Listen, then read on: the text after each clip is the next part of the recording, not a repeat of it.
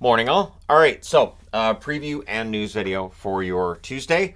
There are 6 games tonight, 2 starting at 7 Eastern, 4 Pacific, starting with the Tampa Bay Lightning and the Florida Panthers. Tampa Bay, the host here. It's always fun when these teams play against one another, whether it's preseason, regular season, or playoffs. And so that should be an interesting one. And Washington in against the Boston Bruins. Boston dressed mostly not the regulars last night. I would expect the regulars to be in the lineup for Boston tonight. As they will be for most teams. Most teams have really got their rosters down at this stage, and we'll be seeing mostly NHL rosters from here going forward, but we'll see how these games turn out. 8 Eastern, 5 Pacific, Colorado and Dallas meet again. This time Dallas being the designated home team for this one, so that'll be a fun one. 8:30 Eastern, 5:30 Pacific, Detroit and Chicago meet for the second straight game as well.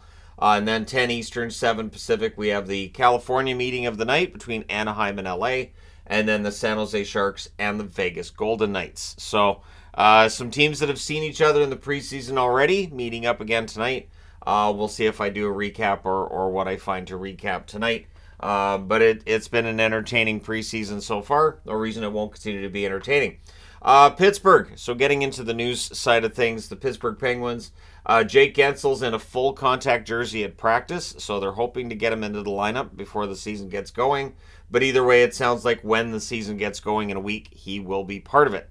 So Guentzel, of course, one of the better goal scorers for the Pittsburgh Penguins on their roster, and their best scoring winger, I would say. So it's important to have him in the lineup to start the season.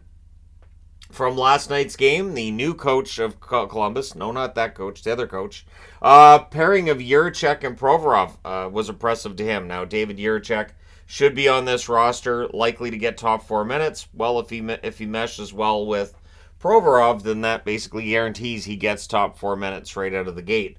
Columbus, of course, looking to have a fast start and prove that they're better than last season, and to put all of the drama over the last month and a half behind him.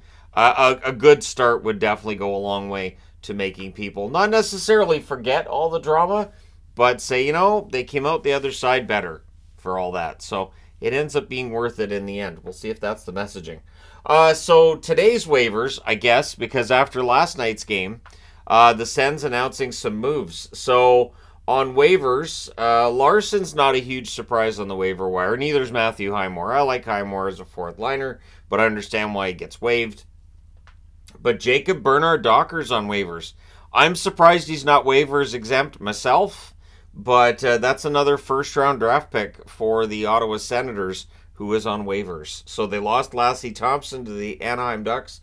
I don't think Bernard-Docker gets through. I get the feeling he may not, but we'll see what happens. And Sokolov on waivers for them as well. So for the Ottawa Senators, some interesting moves here, and some decisions being made that the fans might be scratching their heads about. And again, Bernard-Docker, I think, gets taken. It's just a matter of by who, and why will it be the Sharks?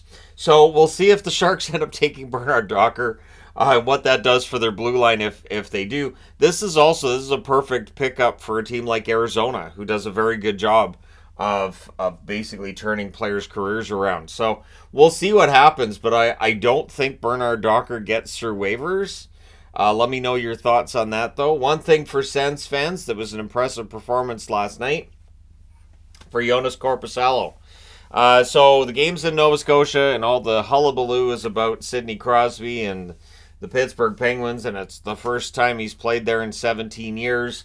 And Joonas Korpisalo wasn't told what a feel-good story it was supposed to be. He has the 40-save shutout there. So, entertaining game. I didn't do the recap on that one, of course. I recapped 3 other games instead.